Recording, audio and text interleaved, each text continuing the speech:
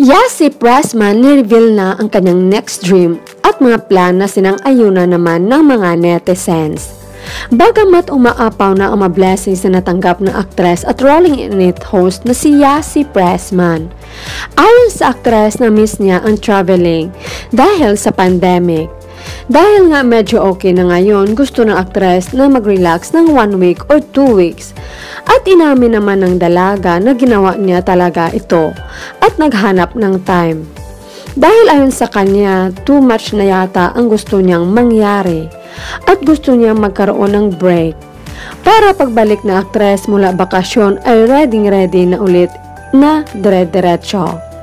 Nireveal din ni Yasi na gusto niyang pumunta sa Barcelona as a tourist this coming July.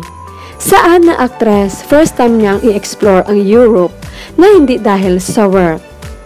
Sa kabilang banda, gusto din ni Yasi na magkaroon ulit ng another movie na maybe soon this year or early next year.